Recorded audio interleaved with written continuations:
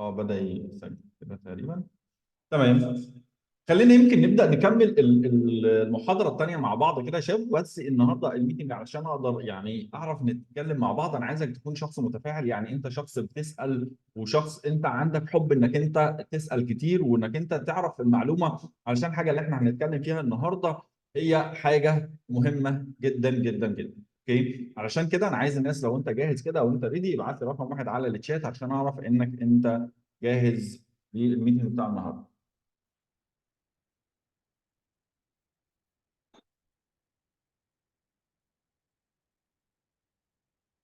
جميل جدا جدا. حلو قوي.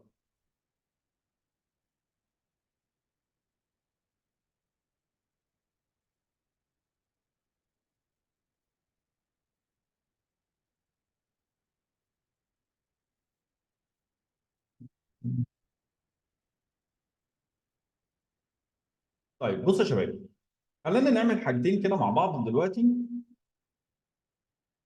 تاكيدا يمكن للكلام بتاعنا بتاع امبارح.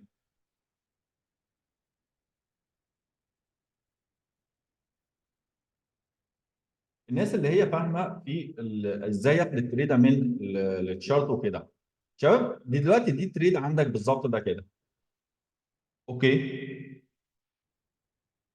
وعندك تريده بالشكل ده كده. التريده هنا ده رقم واحد.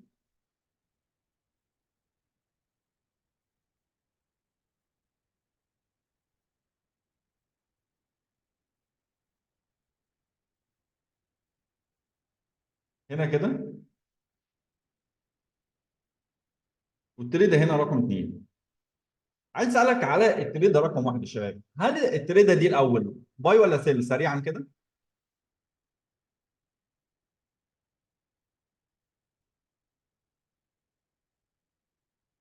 الناس اللي مذاكره كده، التريده دي باي ولا سيل؟ التريده رقم واحد.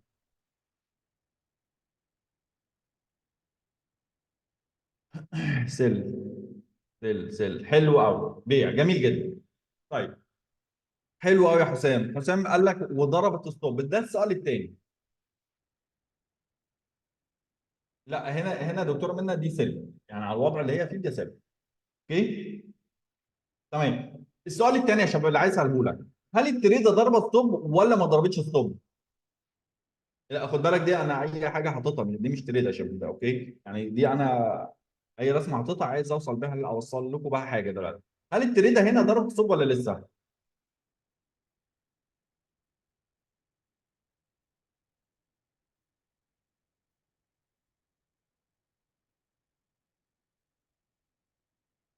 حلو قوي. جميل. تمام، يبقى التريده رقم واحد ضربت ستوب. ممكن حد يشرح لي ليه ضربت ستوب؟ سريعا برضو انا عايز الناس تتجاوب سريعا. ضربت عند الشمعة رقم 6. ماشي.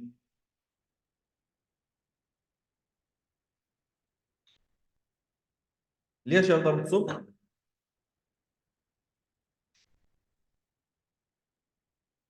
بعد دخول سعرة الستوب قبل الهدف، لمست الخط الجزء الاحمر.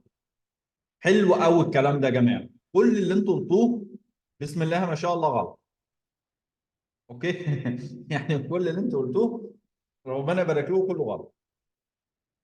ليه؟ ده اللي احنا كنا بقى بنتكلم عليه امبارح. اوكي، لا هقول لك انا دلوقتي. ده اللي احنا كنا بنتكلم عليه امبارح يا شباب. ان دلوقتي، لا لا هقول لك يا جيت دلوقتي. ان التريد انت يعني اللي اتكلمنا عليه امبارح، لا مش قصه الدخول غلط يا هاري، الدخول صح عادي ما فيش مشكله حاليا. اوكي، اللي انا عايز اقوله لك ايه بقى؟ ان امبارح احنا اتكلمنا انك انت ما ينفعش تاخد الكابي بيست تريد من دماغك قبل ما تكون هو الكابي بيست لاستراتيجيه شخص معين، صح ولا لا؟ بطل لعب محمود. ايه ده، انا لغيت الشيله، خليتني الغي الشيله. طب ثواني اقفل لك اللعب اهو يا حوده. ماشي، انا عارف انك ما تقصدش بس انا ايه قلت اقفله لك برضه. طيب التريده هنا انت شايف ان هي ضربت ستوب، ولكن في الحقيقه ان التريده ما ضربتش ستوب لوس. ليه بقى؟ مش احنا اتفقنا يا شباب ان قبل ما اخد الكاب بيست تريد لازم هو الكاب بيست لاستراتيجيه شخص. هنا الاستراتيجيه اللي الشخص شغال بيها بالشكل ده التريده ما ضربتش ستوب، لان الستوب مش مكان الخط اللي انت شايف. هو كرسمه اوكي، هو اصل الستوب صح، ضربه ستوب كرسمه اوكي، لكن فعليا هي في المكان ده هنا ما ضربتش ستوب لوس يا شباب. اوكي، طب امال التريد ده ضربت الستوب لوس فين؟ التريد ده ضربت الستوب لوس هنا. طب ليه الكلام ده؟ ايه ده هاني؟ ما هي لمست ايه الفرق بين هنا وهنا؟ دي حاجه من الحاجات اللي احنا هنتكلم عليها في الطريق بتاعنا، ولكن انا حبيت ادي لك مثال بس يوضح لك ان الكابي بيست تريد هو مش ارقام انا بنقلها وخلاص، لا لازم اكون انا بعمل كوبي او نسخ لاستراتيجيه شخص معين. واضحه دي؟ لو واضح المثال بالنسبه لك ده اكتب لي رقم واحد. انا حبيت بس اكد لكم على الحاجه بس بمثال، على الحاجه اللي احنا اتكلمنا عليها امبارح. ودي يوضح لك جزئيه مهمه، ان في ناس بتضرب عندها تريدات ستوب لوس، والناس الثانيه بيبعت ان هو فرحان جدا ان التريده جابت اهداف. تمام؟ طيب جميل. التريده رقم اثنين يا شباب هي باي ولا سيل؟ سريعا برضو.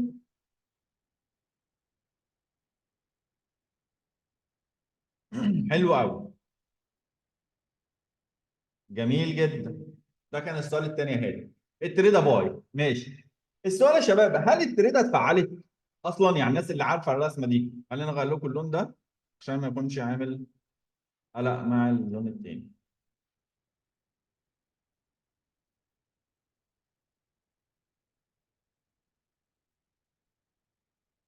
يعني اصفر.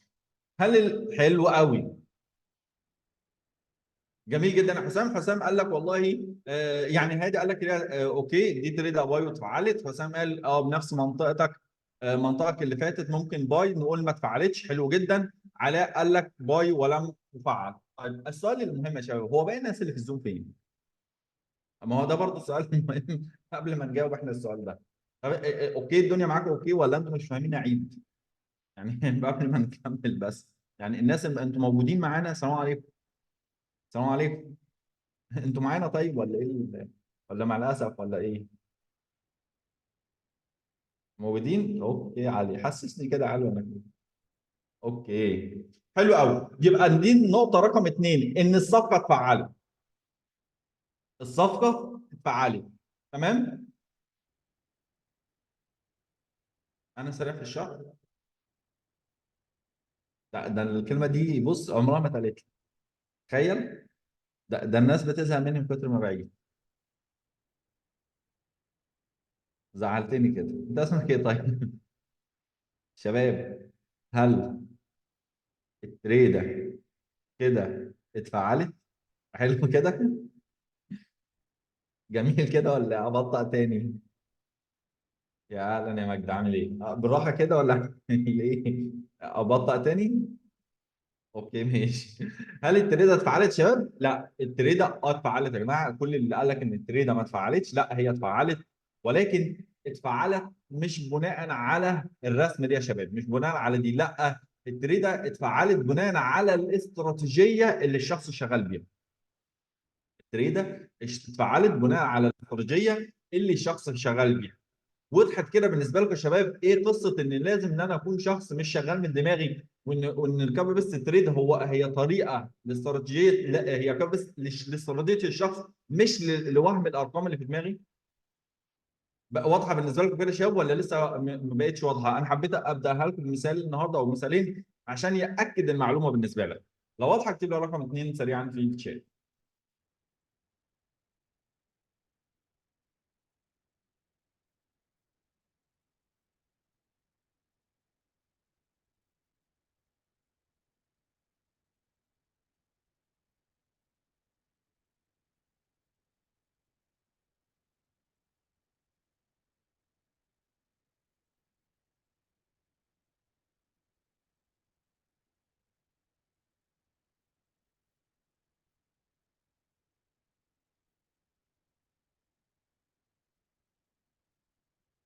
اوكي.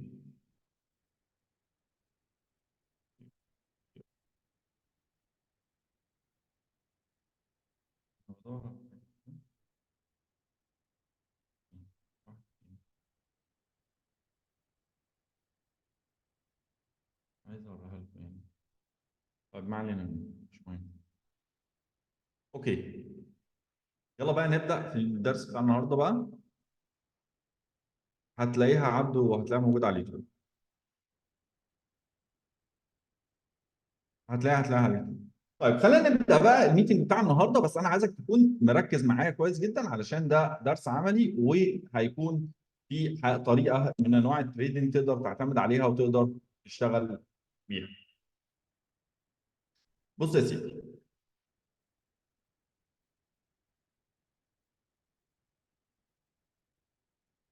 الفكره كلها انك انت كشخص مبتدئ النهارده، لما اجي اقول لك دلوقتي ادخل الماركت وابدا حلل السوق، فانت المفروض انت بتبدا تشوف ايه هي الاستراتيجيه اللي احنا زي ما اتفقنا، ايه هي الاستراتيجيه اللي انت شغال بيها، وانت المفروض هتبدا تعمل ايه في حركه الشموع اللي انت شايفها دلوقتي.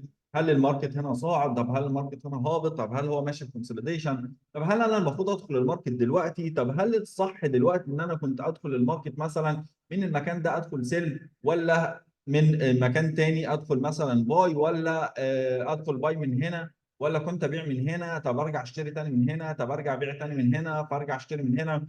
طب لا، هو انا الصح ان انا كنت اشتري من المكان ده؟ طب انا الصح ان كنت. انت هنا كشخص جديد بتلاقي نفسك انت دخلت في متاهه حقيقيه، متاهه انت مش عارف ازاي هتطلع منها، ومش عارف ازاي هتقدر تنجو منها. تمام تمام. طيب علشان تبدا انت اللي تبدا تقرا قراءه الشرط بالشكل ده يا شباب، ده الصح جدا. خد بالك انك انت لازم تبدا تتعلم الكلام ده، ولكن انا شخص مبتدئ النهارده. اتفقنا ان انا عشان اقدر اوصل لقراءه الشرط ده لازم يكون عندي خبره كبيره، وعشان يكون عندي خبره كبيره متفقين ان هياخد وقت كبير. طب تمام، هل انا عندي المقدره الماديه والعقليه والانتظاريه وكل الكلام ده ان انا اوصل للكلام ده؟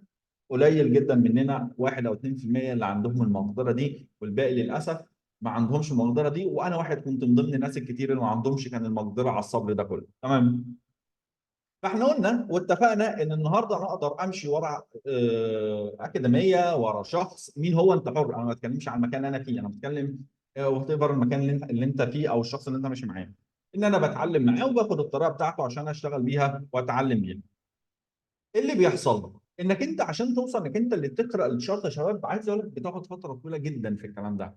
طيب احنا النهارده في المكان اللي انا فيه ده هو مسهل عليا الموضوع ده، وده اللي انا جاي اشرحه لك النهارده واوضحه لك، انك انت بسهوله شديده جدا زي ما هتشوف نفسك دلوقتي تقدر تطلع تريدات وبنفسك. يعني انت لو معاك اسبوع واحد بس بتعرف بس تتعامل مع التريده، يعني ايه ستوب لوس، يعني ايه انتربرايز، يعني ايه تيك بروفيت، يعني ايه مثلا بريك ايفن، يعني ايه تعديل صفقه، يعني ايه اغلاق جزء من الصفقه مثلا، او الكلام ده. تعرف تشتغل على الكلام ده. تعالى نشوف ازاي ان احنا نقدر نستخدم الاي اي هنا. واقوى شيء انا جاي اكلمك عليه يا شباب، احنا اللي بنستخدم الاي اي مش هو اللي بيستخدمنا. يعني احنا اللي بنستخدم الذكاء الاصطناعي مش هو اللي بيستخدمنا. طيب تعال نشوف انا اقدر اعتمد على الحاجات دي بشكل عامل ازاي واقدر اخد تريد.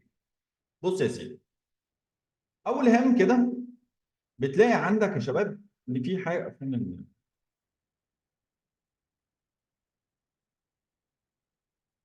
ثواني كده نحط شويه الحاجات دي.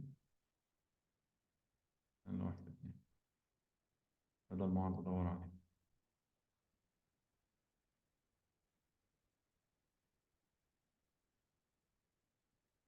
تمام. بص كده، انت عندك في الماركت يا شباب في حاجه اسمها الترند، في حاجه اسمها الاتجاه يا شباب، ان الترند مثلا او الترند الصاعد بتاعك مثلا بالمنظر ده كده. تمام. وعندك في الناحيه الثانيه حاجه اسمها الترند الهابط او الاتجاه العام للماركت هابط بالمنظر ده كده. اوكي، ده هنا اب ترند وده داون ترند. تمام تمام. انا دلوقتي كشخص انا عايز لما اجي ادخل السوق، الطبيعي رقم واحد بالنسبه لي ان انا لازم انا محتاج ادخل في اتجاه السوق. يعني انا محتاج ادخل في نفس الاتجاه بتاع السوق اللي بيقول لي ان ده الاتجاه صاعد بقوه. طب يعني ايه اتجاه السوق؟ يعني من الاخر كده كانك انت في بحر وبتسبح مع الامواج، يعني الموج مطلعك على بره وانت بتسبح معاه مش بتسبح عكسه. تمام. سواء في الترند الصاعد او في الترند الهابط. يبقى انا النهارده او انت مثلا ماشي على الدائري ماشي في نفس الاتجاه، يعني من الاخر كده انت ماشي مع الهواء اللي ماشي، انت مش ماشي عكس الكلام ده كله. وهي دي الترند الصاعد او الترند الهابط. طبعا سواء السعر نازل انت نازل معاه، سواء انت طالع السعر طالع معاه، اللي هو يور ترند از يور فريند، يعني خلي الترند بتاعك هو الصديق بتاعك، يعني خليك ماشي في نفس اتجاه السوق، ما ينفعش امشي عكس اتجاه السوق يا شباب. طيب انا دلوقتي كشخص مبتدئ اتفقنا ان انا مش هكون عارف قوي فكره هل الترند معايا صاعد، هل الترند هابط، هل الكلام ده كله. احنا نشوف بعض الامكانيات اللي تقدر تقول لي وبسهوله جدا هل انا دلوقتي حاليا في اتجاه صاعد او اتجاه هابط. عشان اقدر ادخل صفقه من نفسي يا شباب على الاي اللي قدامي ده، الموضوع مش محتاج اكتر من اربع خمس شروط فقط لا غير. اشوفهم قدام عيني اقول هو دي الصفقه، يلا بينا ندخل الماركت. رقم واحد، الخط الازرق اللي انت شايفه ده. الخط اللي انت شايفه ده يا شباب هنا كده، ده الترند العام، بيمثل الترند العام. سيبك بص، حتى اي مسميات انا هقولها لك شايفها صعبه عليك ما تشغلش بالك بيها، احفظها بالشكل كده. اوكي. الترند العام ده مجرد ما ابدا اشوفه يا شباب يبقى رقم واحد. انا بقول لنفسي كهاني يا هاني انت هتدخل كل تريده شراء فقط. اوكي. قناه ايه يا حمد؟ اه بيختلف حسب الترند يا حسام اكيد. انا بديك شرح لحاجه معينه وهنبدا نشوف التسعين، ده طبيعي مليون في الميه. اكتب هاني العطار بس عنده هدي لك ان شاء الله. اوكي يا شباب، يبقى انا رقم واحد كده انا عندي الترند العام ده. اول ما اشوف الخط ده كده يا شباب انا كده بقول لنفسي يا هاني الترند ده هو صاعد، يعني اللون ازرق بيمثل عمليه الصعود، معناها ان في توقع للسعر انه هيبدا يطلع. طب لما انا خدت بالي كده، خدت بالي عرفت ان انا هدور على كل تريده شراء. طب هل اي تريده سيل او باي سيل قصدي او بيع هل ينفع ادخلها؟ لا. يبقى دي رقم واحد انا حطيتها لنفسي، ان انا لما شفت الخط الازرق دورت على كل شراء، ولما شفت الازرق برضو بعدت عن كل صفقه بيع. كده انا بشكل سهل كده عرفت نفسي انا ايه هي الفرصه اللي هدخلها. واضحه دي؟ واضحه. اكتب رقم واحد سريعا اهو، هنمشي مع بعض واحده واحده.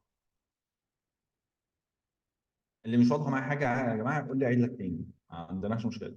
احنا مش عايزين وقت لا تقلق. إيه اعيد يا هادي ولا انت بتسبح ربنا ولا ايه؟ اه واحد يعني ماشي. تمام. حلو جدا يا شباب، برافو. نيجي بقى للنقطة رقم اثنين، وهقول لك ليه الكلام ده وهنشوف حاجات عملية مع بعض بقى.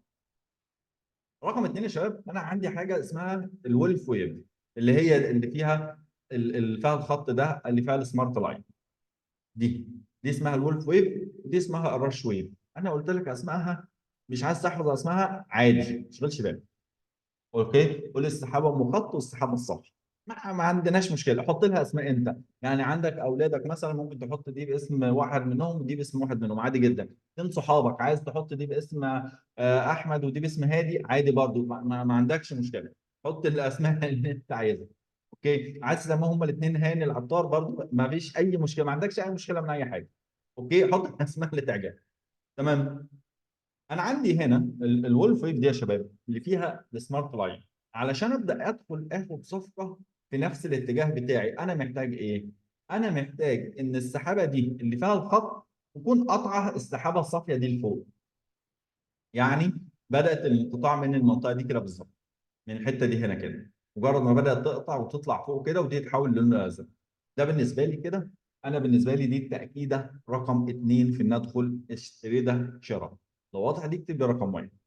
يبقى رقم واحد انا الخط الازرق ده شفته فبدور على الباي. رقم اثنين بدور ان السحابه دي اللي فيها الخط دي تكون قطع السحابه الصافيه لفوق. اللي مش عايز موافق معايا يقول لي عيد، ما عنديش مشكله من ده. اوكي. تمام جدا. رقم ثلاثه بقى. رقم ثلاثه انا عندي انديكيتور تحت كده يا شباب. عيد حاضر. بص يا مجدي، شايف انت السحابه دي يا مجدي؟ اهو كده، دي كده سميها الاسم اللي هي اسمها الراش ويف، الولف ويف، سميها زي ما انت عايز يا حريه. ودي اسمها الرش ويف، برضه سميها الاسماء اللي انت عايزها. بص كده، لما بيحصل كروس او انقطاع في الحته دي كده يا مجدي، يعني بص شايف الايه هنا الاثنين على بعضهم صح؟ هنا حصل ايه؟ حصل ان السحابه اللي فيها الخط دي هي اللي بدات تطلع فوق صح؟ وبدات السحابه اللي فيها اللي صافيه هي اللي تحت. لما تلاقي المنظر بالشكل ده كده، هنا ده بيأكد معايا الاتجاه، بيأكد معايا ان انا هقدر اطلع مع الماركت او ان انا في اتجاه صاعد. دي حاجه. طيب رقم ثلاثه، شايفين اللي تحت ده يا شباب؟ اللي تحت ده هنا يا جماعه ده حاجه اسمها الولف اتاك. ده انديكيتور اسمه الولف اتاك، او هو السكانر او الاي اي، هم الدكتور نجار هم مسميه كده الولف اتاك. الولف اتاك ده عشان ياكد معايا ان انا في اتجاه قوي جدا يا شباب، محتاج ان الجبل الاسود ده او الخط الاسود ده يكون داخل المنطقه الزرقاء زي ما انت شايف كده، زي ما انت شايف بالمنظر ده كده. يعني محتاج ان الخط الاسود يكون داخل المنطقه الزرقاء. دي كده تاكيده معايا يا شباب. لو الدنيا دي واضحه معاك الى الان اكتب لي رقم واحد برضه سريع.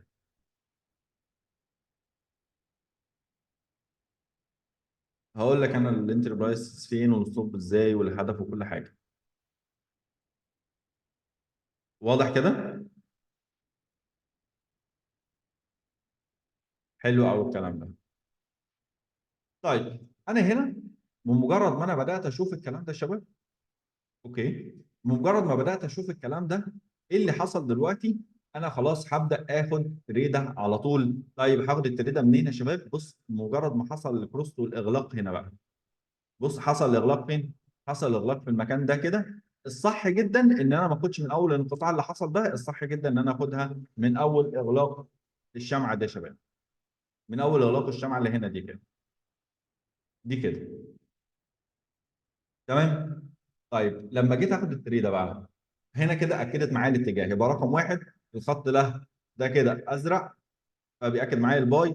هنا الخط الاسود داخل السحابه السحابه السوداء دي، الخط الاسود داخل السحابه الزرقاء اكد معايا الباي. الاشار او السحابه اللي هي داخلها خط قطعت السحابه الصافيه لفوق اكد معايا الباي. ادخل بقى التريده ازاي؟ تعالى نشوف ان دخول التريده هيكون من المكان ده بالظبط كده. اغلاق الشمعه دي كده عشان ياكد الكروس اللي حصل معايا من هنا كده. ده الانتربرايز بتاعي، هدخلها ماركت اكسكيوشن، تنفيذ سوق على طول. اوكي كده يا شباب. طيب جميل جدا. الستوب لوس بتاعي فين بقى؟ بص يا سيدي، شايف انت الشمعه دي؟ مش احنا دخلنا من الشمعه دي صح؟ الستوب لوس بتاعك انت شايفين يا شباب كده في نقطه سوداء تحت هنا كده صح؟ تحت الشمعه اللي احنا دخلنا منها دي في نقطه سوداء، دي الستوب لوس بتاعك. حطه تحتها ب 2 3 بيبسي بالمنظر ده كده، اهو كده. انت بكده قدرت تعرف الانتربرايز والستوب لوس. واضح معاك كده؟ واضح معاك يا شباب؟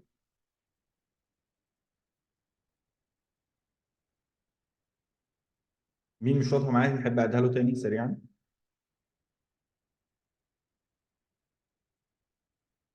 الستوب لوس يا محمد تحت النقطه، تحت الشمعه اللي قفلت. يعني نفترض الشمعه دي لسه ما قفلتش وفي نقطه سوداء بتظهر، لا ما اعتمدش عليها. اعتمد على النقطه السوداء بتاعت الشمعه اللي قفلت اللي انا دخلت منها اصلا، او هي بالمنظر ده كده. دخلت من بالشكل ده كده. تمام. هقول لك يا احمد دلوقتي، من الشمعه اللي انت دخلت منها يا احمد اهو. اوكي. ولو كنت عايز طب اقوى خليك من تحت اللودي، من هنا كده. دي هنا هتبقى فيها قوه اكتر من الثانيه برضه. تمام تمام. طب الهدف بتاعي، بص يا شباب، الهدف هنا انت كشخص النهارده لازم تكون عندك استراتيجيه في الهدف بتاعك. يعني انا دخلت مثلا من الشمعه دي كده، انا لازم يكون عندي استراتيجيه في الهدف بتاع يا شباب. يعني هل الهدف الاول بتاعك انت على الاقل اشتغل واحد لاثنين. طب ازاي هعرف واحد لاثنين؟ هات الاداه دي كده وروح حاططها كده اهو. هاتها من هنا كده. احنا عايزين الباي. اللونج بوزيشن هي بتمثل الباي يا شباب. حطيت ادي هنا كده، وروح حاطط عامل، بص كده خليك معايا اهو. بص كده مكتوب الايه؟ الريسك ريورد ريشيو اللي هي 2. 2 يعني ايه يا شباب؟ يعني هنا الستوب لوس ده لو افترضنا ان هنا مسافه الستوب بتاعتي هي 10 بيبس كده، اوكي، فالهدف بتاعي كام؟ هيكون 20 بيبس.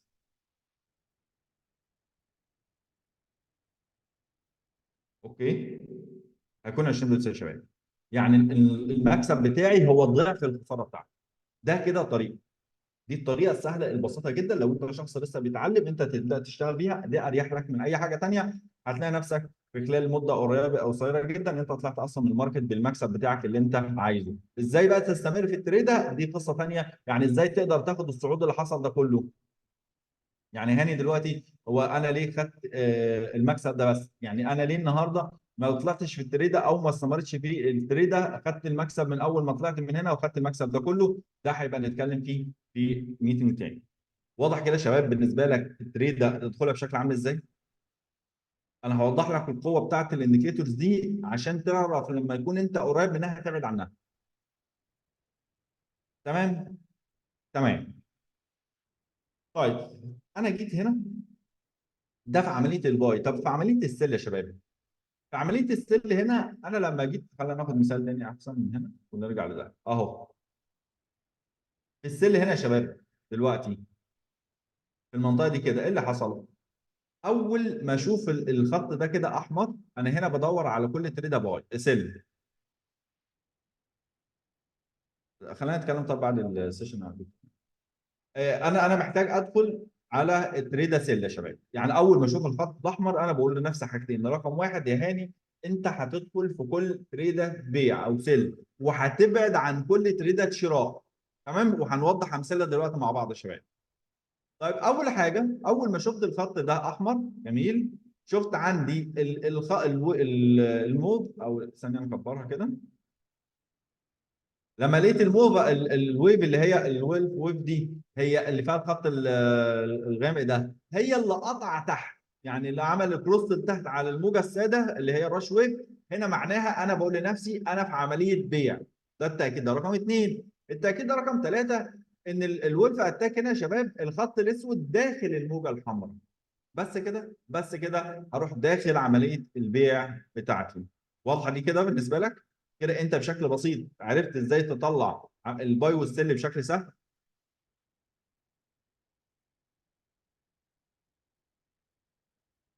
هوضح لكم بقى قوه كل انديكيتور من ده عشان تبقى فاهم المفروض لما تكون عنده تبعد عن ايه.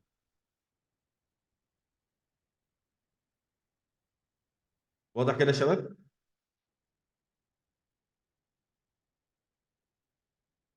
اوكي.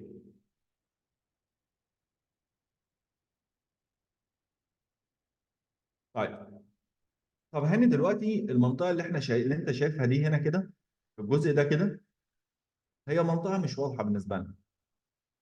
يعني دي منطقه مش واضحه بالنسبه لنا. هنا دي بتيجي قوه الانديكيتور يا شباب.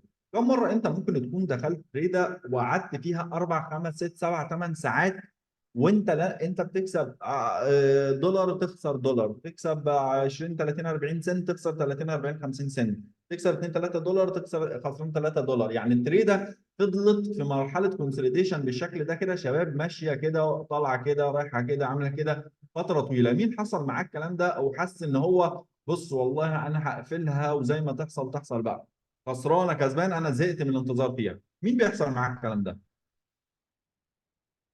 كلنا صح؟ حلو قوي. طب انا الانديكيتور ده او الاسكانر ده بيفيدني بايه بقى؟ بص يا سيدي،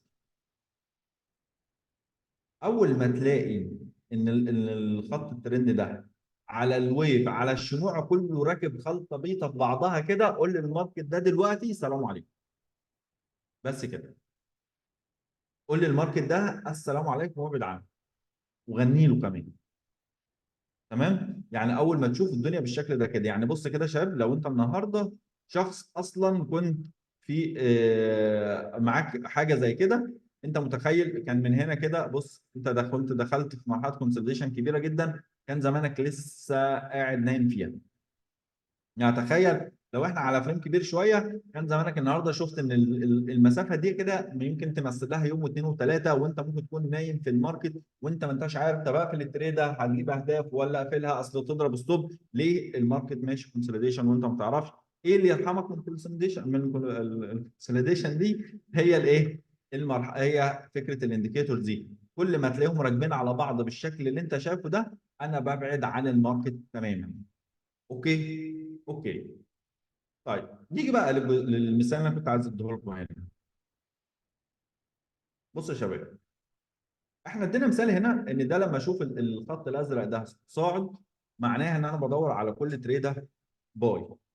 طب بس هنا وجينا اتفقنا في ان انا النهارده لما يحصل الكروس بالشكل ده كده يا شباب، لما يحصل الكروس بالمنظر ده المفروض ان انا هعمل ايه؟ قلنا هناخد سلم. ليه؟ والله كل حاجه بتقول انه سلم. ادي عندك الولف ويف هنا قطع لتحت، قطع الراش ويف، وهنا الولف انديكيتور ده الولف اتاك ده هو عامل ايه؟ هو مدين احمر او اللي هو سل يعني، فالمفروض انزل. بس احنا اتفقنا على ايه؟ ان لما اشوف الخط ده هنا ازرق يبقى انا ببعد عن كل تريده. بالظبط هادي، ابعد عن كل تريده سل. طب ليه بقى؟ بص كده ايه اللي حصل يا شباب؟ السعر نزل صح؟ الخط عمل فيه ايه؟ هل قدر يخترق؟ شايفين المنطقه اللي احنا فيها؟ شايفين من اول ما السعر نزل هنا ووصل عند الخط قدر يخترق يا شباب؟ ما قدرش صح ولا لا؟ هي دي القوه بتاعت القصه ان انا اخد الكونفرميشن بتاعتي كامله يا شباب. ان لما في السل حتى لو هو نزل شويه لا ما ابعد عنها بعض، لان هي مش طريقه. احنا اتفقنا ان انا هبقى ماشي مع مين؟ انا صديق الترند. غير كده لا، انا همشي معاه. يبقى النهارده لما انت دخلت لقيت نفسك ان مقابلك الخط العام ده كده يا شباب، انا ببعد عن السيل خالص تماما. طيب مجرد ما الاقي باي تانية طلعت اقدر ادخل معاها عادي. اوكي. يعني انا لو انا عندي تريده باي هتبدا تاكد معايا هقدر ادخل الماركت عادي جدا ما عنديش اي مشكله. تمام. بس لما الاقي ان السعر نازل وصل هنا يبقى ابعد عن التريد. دي حاجه تانية. دي واضحه كده بالنسبه لكم؟ واضحه. اكتب لي رقم ساعه عشان بحب الساعه.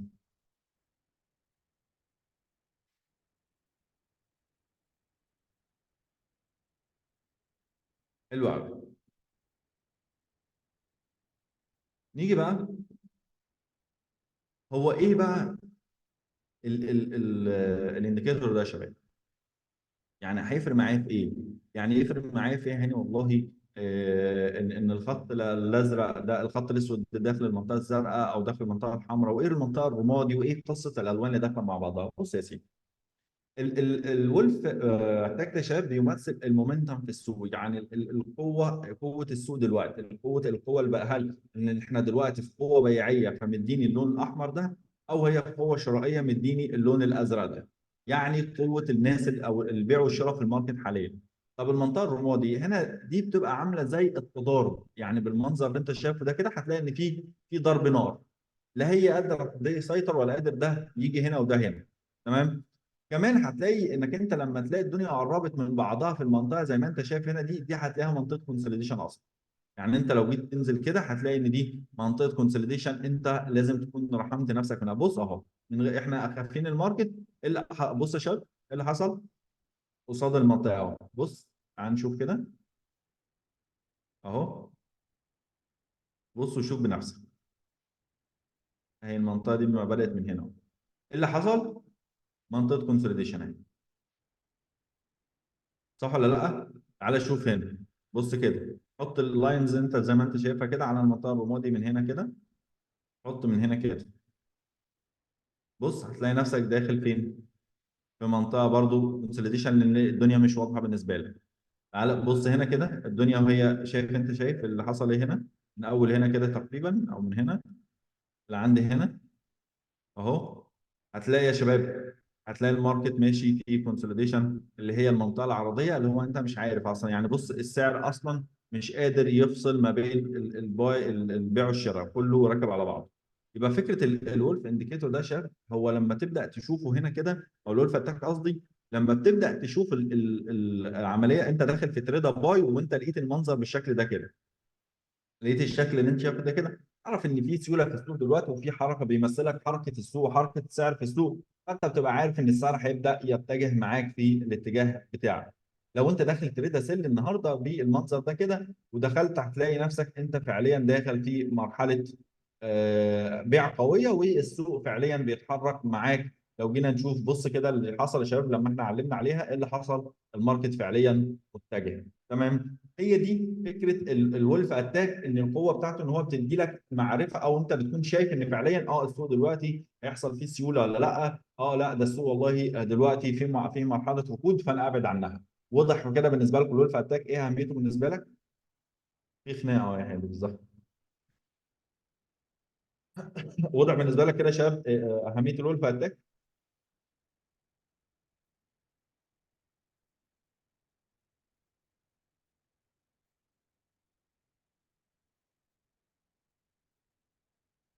جميل.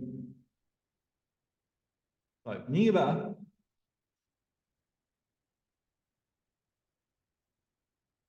نيجي للراش ويف والولف يا باشا.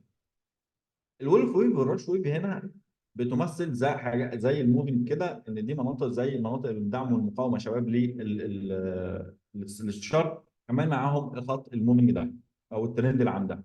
لو خدت بالك من نقطه معينه، ان مجرد ما السعر بيطلع ركز بس معايا كده، ركز هنا. بص يا شباب، لو خدت بالك ان مجرد ما كانت الشموع راكبه على الويف نفسها، السوق ماشي في منطقه عامله ازاي؟ خدت بالكم؟ لكن لما بيبدا يبعد عنها، لما يبدا يبعد الماركت عن الويف دي، بص السوق بينزل. طيب لما نيجي هنا تاني، لو خدت بالك ان طول ما الشموع هنا راكبه على الويف هنا، معناها بيقول لك ايه؟ ان الماركت مش في حاله جيده، بيقول لك ابعد عنها. بس لما بدا يقفل فوق الويف هنا، بدا الماركت ايه؟ بدا الماركت يتجه. طب ده معناها بيقول لي يا شباب، هنا بيقول لي ان لو انا داخل تريده، انا بحط شويه الشروط الجميله دي قدامي علشان اقدر ادخل تريد. لما ابدا اشوف الشموع هنا راكبه على الويب بالمنظر ده كده، انا والله ببعد عن السوق خالص نهائي. ببعد او ببعد، مش السوق كله، ببعد عن الزوج ده تحديدا، ابعد عنه واغني له كده واقول انا مش محتاج الزوج ده خالص دلوقتي. لما يبدا يكسر ويطلع لي فوق الويف كده بالمنظر ده كده يا شباب، إيه اللي بيحصل؟ انا ببدا اخد الترند وابدا اطلع معاه عادي جدا. ليه؟ لان انا هطلع السوق معايا هيساعدني، او في سيوله في الماركت هتساعدني ان انا ابدا اطلع كمان. هلاقي الولف اتاك بيديني اشاره بان انا اطلع مع السوق، فهكون طلعت مع السوق. بكده انت عندك شويه اساسيات. هسالك سؤال، لو انا جبنا اي شرط دلوقتي اهو، تعالى نقول الشرط دلوقتي. انا دلوقتي هل انا ينفع ادخل منين يا شباب؟ هل انا عندي معرفه دلوقتي منين منين ادخل السوق؟ هل انا عندي معرفه؟ قولوا لي كده يا شباب، يعني الناس اللي معايا في الزوم قولوا لي ادخل منين؟ قولوا لي فين مكان الانتربرايز بتاعي اللي ادخل معاه. حلو قوي، يبقى انا ما عنديش. هي دي بتيجي القوه اللي احنا بنشوفها. طيب لما نورنا كده يا شباب، ادخل منين؟ لما نورنا الدنيا بالنسبه لنا كده، حلو، حد قال لي راجع الشرط عشان اعرف هدخل منين. هي دي القوه بتاعت الاي اي اللي احنا بنستخدمه ده يا شباب، ان النهارده بيدي لك القوه الكامله ان انا اقدر ادخل الماركت. طيب شباب، تريده زي كده دلوقتي، تعال نشوف دلوقتي انا عايز ادخل تريده زي دي، ادخلها منين؟ حد يقول لي.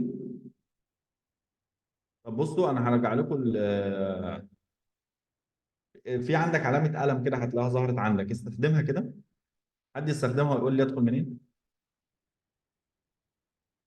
علامه القلم لو انت عملتها تقدر تكتب على الشاشه عادي.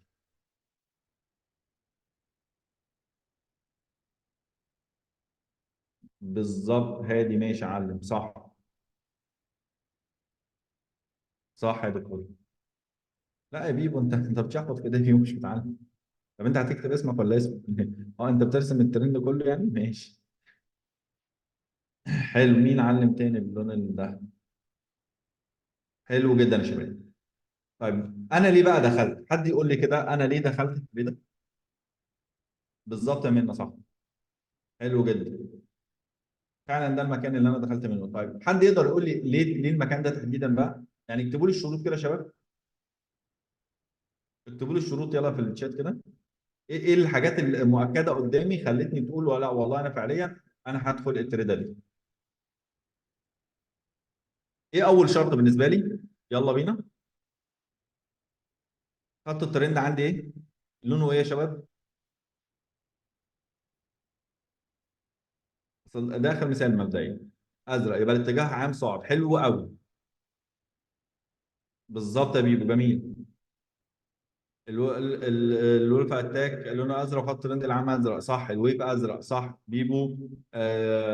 بيكي او قال لك البلو، ماشي حلو. الترند ازرق، السحابه اللي فوق قطعه ازرق، تمام. الراش ويف بعيد عن الشموع، حلو. الولف ازرق، جميل. الولف اتاك ازرق، جميل.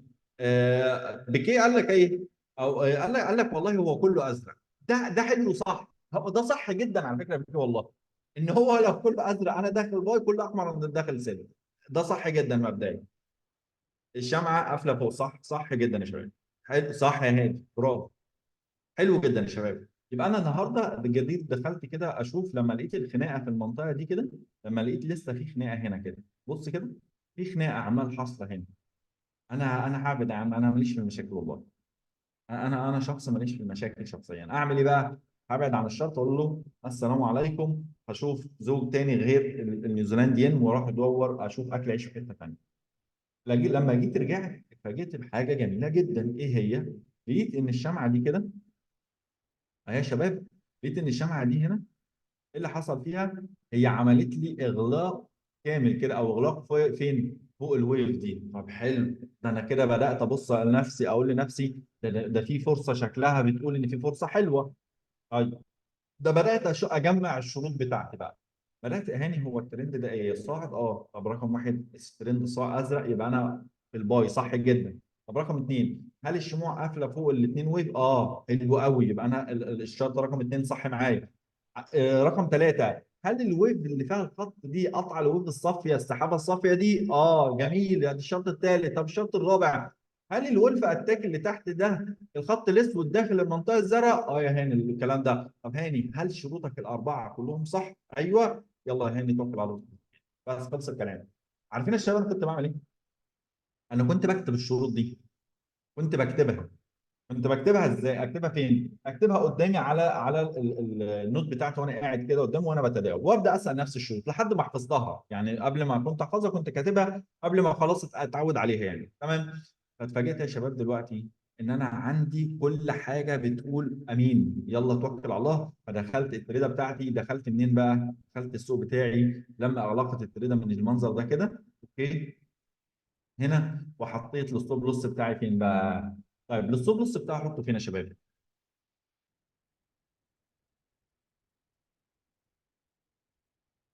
مين يقول لي؟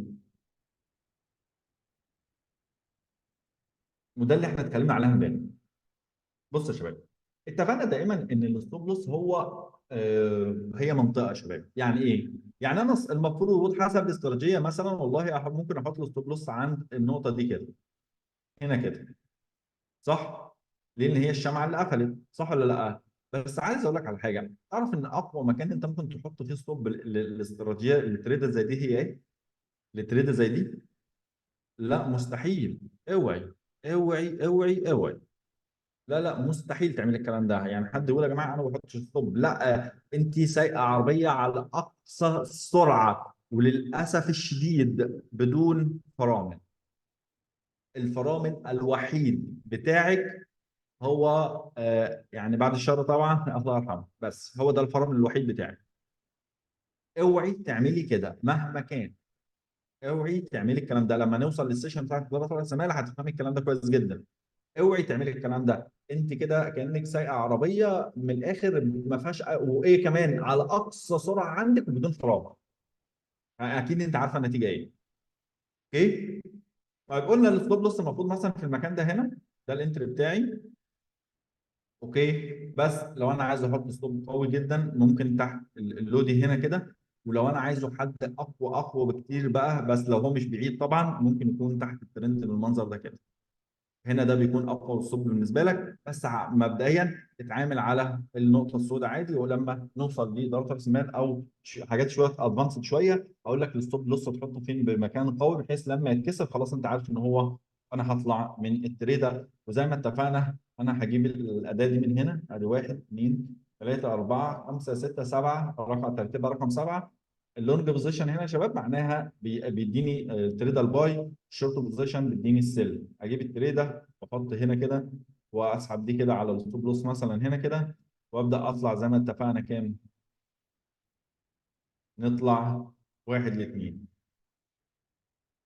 اهو يا شباب. تريده هنا كده جابت الهدف بتاعها اهو. هنا التريدر راحت جابت الهدف بتاعها، وانا خلاص مرتاح مع الماركت بتاعي ومع التريده بتاعتي. انا كده خدت تريده او التاكيدات البسيطه بتاعتي، انا خدت تاكيداتي وما عنديش اي مشكله، كل الكلام ده واضح. تعالى بقى ناخد تريده في القوه بتاعتها، ازاي تقدر تشتغل عليها انت بدايه لما السوق يبدا يفتح.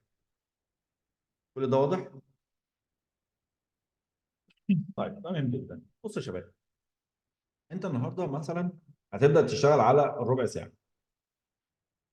الصح جدا ان انت لما تيجي تدخل تاخد تريده بالشكل ده يا شباب، الصح احنا اتفقنا ان انا راجل، انا بدخل مع مين يا شباب؟ انا راجل، انا بدخل مع الترند بتاعي. يعني الترند بتاعي هل هو صاعد ولا هابط؟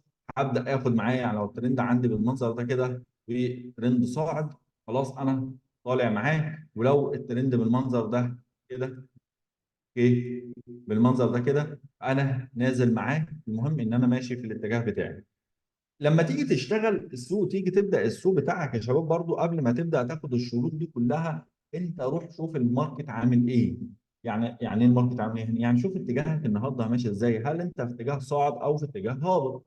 طب اعرف الكلام ده ازاي؟ انت هتشتغل على الربع ساعه مثلا او على 5 دقائق، وروح شوف ال4 ساعات عامله ازاي. يبقى انا بالاول ببدا اشوف ال4 ساعات. السؤال يا شباب، هو المنظر اللي انا شايفه ده بيقول ان انا صاعد ولا هابط؟ المنظر ده يا شباب بيقول ان انا صاعد ولا هابط؟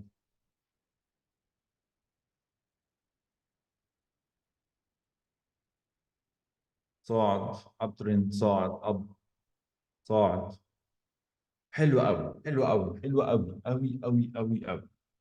صاعد جميل جدا جدا جدا. يبقى لو انا عايز اتداول مع نفسي بقى، ايه اول خطوه اعملها؟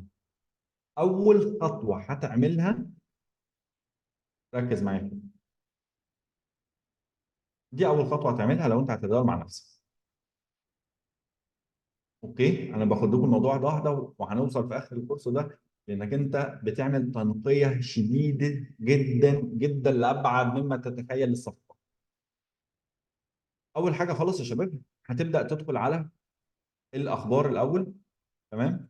وتبدا تدخل من هنا، تجيب التايم بتاعك من هنا كده عشان تبدا تختار الوقت بتاعك. يعني انت شوف ايه هو الوقت بتاعك اللي انت شغال عليه، وهل انت بتشتغل بنظام ال 24 ساعه ولا الاي ام والبي ام والكلام ده. يعني احنا في مصر مثلا لو جيت تقول لواحد انا هقابلك الساعه 20، هيقول لك بقى هو انت فايق وجاي تفوق عليا، ولا انت نايم وجاي تفوق عليا، ولا ايه بالظبط؟ فاهم؟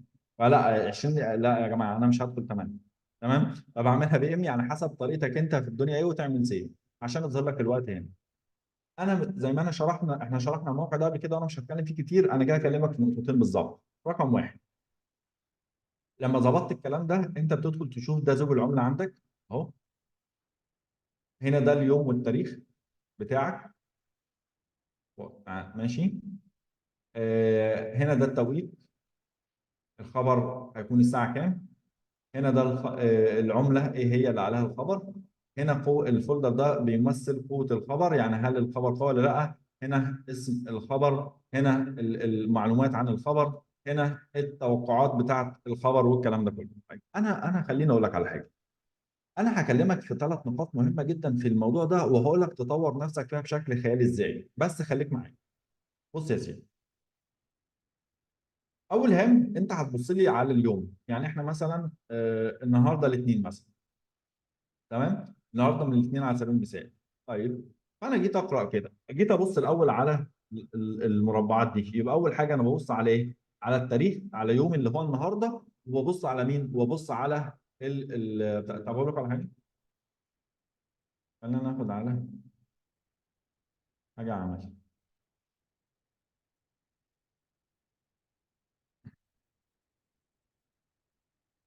الاثنين اهو.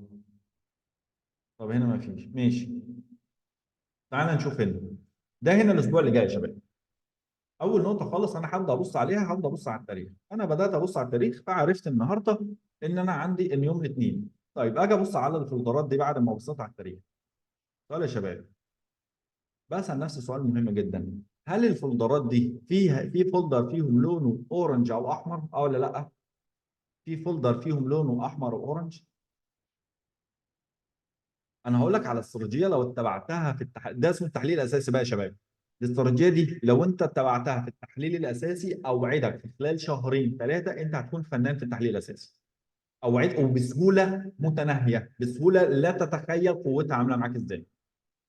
حلو قوي. دلوقتي انا لما بصيت هنا لقيت ان مفيش اي لون اورنج او اصفر، انا بقول لنفسي اليوم ده جميل، ما عنديش اخبار ولا عندي وجع دماغ. اوكي، يبقى انا هنا ما عنديش. جيت ابص يوم الثلاث هنا، فلقيت انا عندي هنا يا شباب السؤال ده بقى، تعال نشوف كده. اليوم الثلاث ده كده هل في لون اورنج او احمر؟ في صح؟ اه حلو قوي. يبقى انا بقول لنفسي ايه بقى؟ لا خد بالك، خد بالك بقى. تعال نشوف اللون الاحمر ده معناه ايه. اللون الاحمر هنا معناها ان ده بيقول لك ان الخبر قوي، ان تاثير الخبر له قوه على المرء. الاورنج تاثير الخبر متوسط. تمام. اللون الاصفر تاثير الخبر تافه وملوش لازمه. الجراي ده معناها ان البنك قافل، ان في اجازه في البنك ده. تمام. طيب انا لما جيت خدت بالي من هنا يا شباب ان في خبر او يوم الثلاث في فولدر لونه احمر، فببدا اسال لنفسي سؤالين تانيين. على عمله ايه بقى؟ لقيت نفسي ان انا على عمله الاي يو دي، يعني على الاسترالي. طيب الساعه كام؟ الساعه 2:30 اي ام. طب ده معناها ايه يا هاني؟ معناها مثلا لو هاني بيتداول بالليل يبقى هاني يوم الثلاث الساعه 2 بالليل قبل الخبر بنص ساعه، هاني لو عنده صفقات هيأمنها او هيحاول يطلع من السوق لحد ما تاثير الخبر يعدي ويرجع يدخل في السوق تاني. تمام تمام. طيب جيت هنا، لا على الازواج، على الاسترالي او الازواج اللي بتتاثر بيه.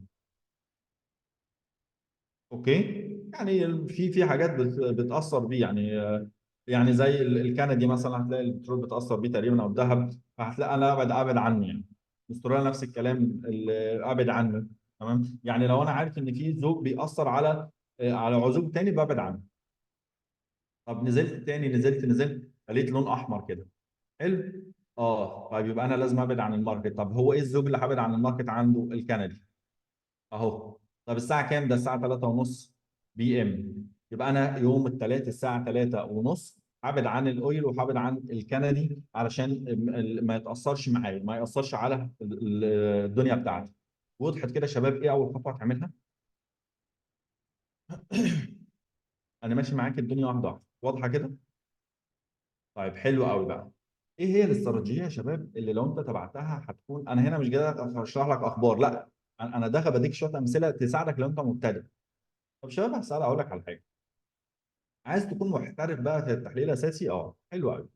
يوم الثلاث انت هتقابل خبر مثلا الكندي اسمه السي بي اي. تمام.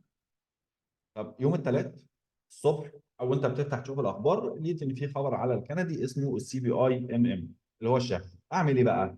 بشكل بسيط جدا اروح كاتب عندي كده في النوت بتاعتي السي بي اي واروح ادور على جوجل كده يعني ايه سي بي اي، وابدا اعرف المعلومات دي. بس كده، بس كده النهارده بس على السي بي اي بس.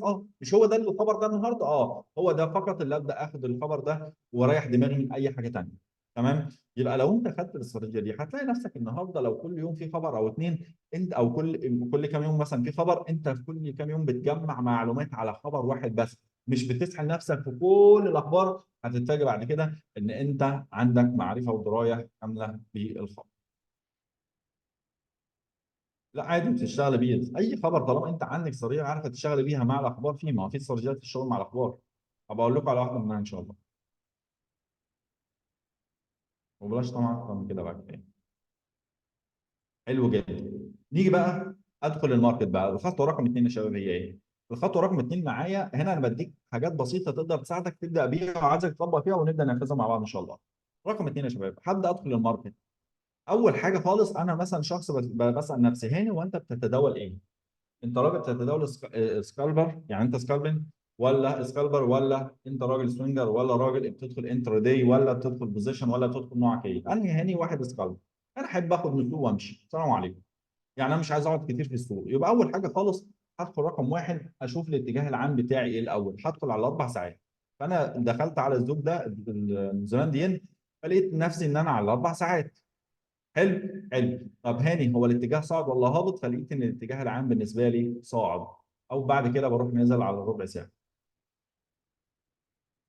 حلو يا شباب، حلو.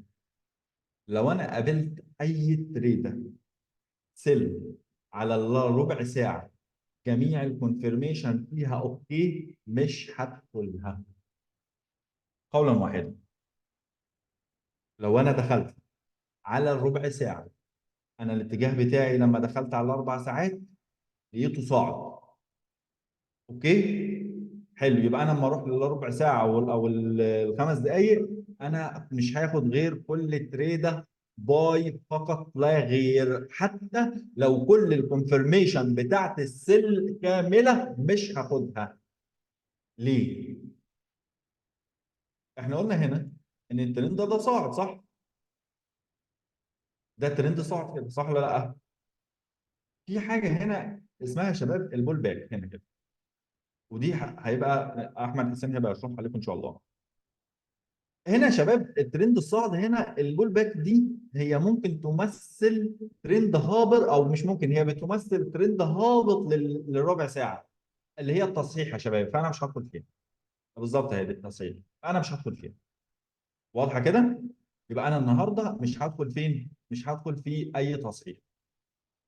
تمام؟ يعني انا عندي ترند دلوقتي صاعد، ففي تصحيح. التصحيح ده هنا بيقرا بالنسبه للربع ساعه، يعني هنا ده كده يا شباب، ده بيقرا ايه؟ بيقرا ان هو ترند هابط. الحته الصغيره دي بتقرا ان هي ترند هابط. مش انت بتدخل كده السوق احيانا وكل الكونفirmation وتلاقي طالع ضربه الصب معاك، ليه؟ لأن انت داخل في تصحيح. بالظبط، هي التصحيح فعلا مش معروف هو اخره فين. يبقى انا اول حاجه انا كهاني سالتها لنفسي ان لما لقيت الترند العام بتاعي صاعد، يبقى اقول لنفسي ابعد عن كل سيل. طيب السؤال بقى، هاني وانت داخل مع الترند هنا، فلقيت مثلا، تعالى هنا، انت دخلت من المكان ده كده اهو، فلقيت المكان ده دلوقتي، تعالى مثلا كده اهو، دخلت من المكان ده، كل الكونفirmation باي دخلت عادي جدا. طب طلعت وخدت الواحد الاثنين معايا وطلعت، ماشي يلا مع السلامه. لقيت هنا في كونفirmation ثانيه بتقول والله ان انا ادخل وكل حاجه مؤكده بالنسبه لي، ادخل تاني عادي جدا، ما فيش اي مشكله. خدت المكسب واحد من اثنين، اطلع من السوق تاني عادي، ما فيش اي مشكله خالص.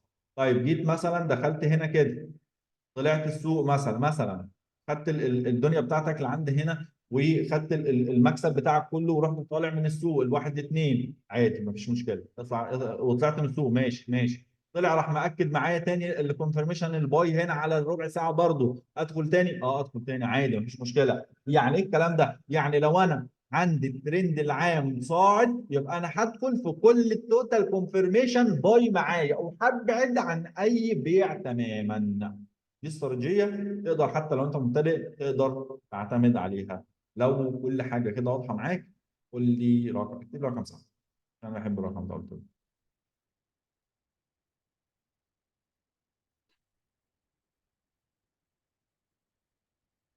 اوكي، خد بالك دي استراتيجيه من ضمن الاستراتيجيات اللي هنتعلمها على السكانر ده يا شباب. يعني دي استراتيجيه من ضمن الاستراتيجيز اللي هنتعلمها على السكانر ده. حلو قوي. طيب في واحد بيجي يقول لك ايه؟ طب ما هي احيانا انا بلاقي كل، يعني الترند صاعد عادي ما فيش مشكله، اوكي، ولكن لقيت ان في واحده مدياني كل الكونفirmation سيل، وانا بصراحه الفرشه ما جابتش رزقها النهارده. يعني ما لميناش اي فلوس النهارده، ما لميناش اي دولارات النهارده يا هادي، ما فيش اي فلوس دخلت جبنا حتى ثمن فنجان القهوه اللي هنشربه على الكافيه. هل معنى كده ان يا عم ما ادخل وخلاص ما يمكن دي؟ لا، ما يمكن دي لا، ما فيش حاجه اسمها ما يمكن. واحد يقول لك ما هو اصل انا خد بالك، انا احساس ان هي هتنزل. لا، احساسك ده مع المدام بس. اوكي، احساسك مع المدام مع كده يعني، لا لكن مش مع الشرط. الشرط باللي انت شايفه مش اللي انت حاسه. اوكي، الاحساس ده يعني حماده الحساس ده خليه في حته ثانيه. ماشي يا حماده؟ حماده الحساس خلوه في حته ثانيه يا شباب. الشرط باللي انت شايفه. انا لما ادخل بتوتال كونفرميشن عشان ما اكونش قاعد على اعصابي. انت هنا هنوصل في اخر الكورس ده يا شباب انك انت قدامك صفقات مش هتاخدها. والله هتلاقي في صفقات مش هتاخدها، وهتلاقي نفسك مبسوط وراضي جدا. هتلاقي نفسك مبسوط وراضي جدا ان انت ما خدتهاش. وفي صفقات هتضرب ستوب قدامك وانت مبسوط وسعيد جدا ان هي ضربه ستوب عادي، مش هتفرق معاك. ليه؟ انت هتعمل عمليه انتقاء شديد جدا للتريدات اللي انت هتدخلها. يعني مش هتلاقي نفسك داخل لي 50 60 تريده في اليوم، لا انت ممكن تلاقي نفسك تريده او اثنين بس. ركبت الزحلقه معاك لفوق طبعا او لتحت حسب اتجاهك. اوكي. الساعه اللي وهي عطلانه هبقى اشغلك حاضر، هي ديكور بس. اوكي. تمام يا شباب. هي دي القصه كلها، او هي دي الفكره اللي احنا عايزين نكون شغالين بيها، ودي طريقه التفكير اللي هنشتغل بيها الفتره اللي جايه في خلال الاسبوع ده. عايزك تكون مركز عشان عندنا بكره. اه خلص خلاص. عايزك تكون مركز عشان احنا عندنا ميتنج بكره. هيديك بقى تريدات جاهزه، هتبدا انت كمان تشتغل عليها. هتلاقي نفسك في اخر الكورس زي ما قلنا عندك حوالي 3 4 سيشن مهمين، او 3 4 استراتيجيات انت تعرف تشتغل بيهم. كمان هيبقى يوم الاثنين عندنا ميتنج مهم جدا. الميتنج ده هو اتشرح لنا كتيم، او اتشرح للناس كتيم، بس انا طلبت من الشخص من مستر احمد حسين ان هو يعيده لكم تاني، وهو هيعيده تاني. السيشن يوم الاثنين دي هتكون مهمه جدا جدا فوق الوصف. هتفيدك بشكل كبير جدا في التريدنج، هتسهل عليك حاجات كتير جدا في التريدنج. الكورس ده اسمعه من اوله لاخره عشان تعرف تدخل الماركت بمزاج بدون يحتاج لحد. السؤال اللي عايز اساله لك في اخر اليوم النهارده، هل الشروط دي لو انت حتى شخص لسه مبتدئ ما تقدرش تبص على الشرط قدامك لوحدك وتطبقها؟ هل هي صعبه عليك؟ الخمس شروط اللي انا قلتهم دول، ادخل على التريدنج فيو واشوف لو في هولدرات احمر او اورنج ابعد عن العمله. بعد كده ادخل على 4 ساعات اشوف الاتجاه بتاعي ايه. اتجاه صاعد هدخل في كل تريده، وبعد كده على ال4 ساعات اشوف الاتجاه. لقيت الاتجاه على ال4 ساعات صاعد، يبقى انا بدخل على الربع ساعه في كل تريده باي فقط. لقيته هابط هدخل على الربع ساعه على كل اتجاه هابط فقط. اوكي. طيب، مع التاكيدات الخط العام مع الولف اتاك مع الويف دي، هل دي حاجه صعبه عليا يا شباب؟ حلو جدا. عارفين سهولتها امتى بقى؟ عارفين سهولتها امتى؟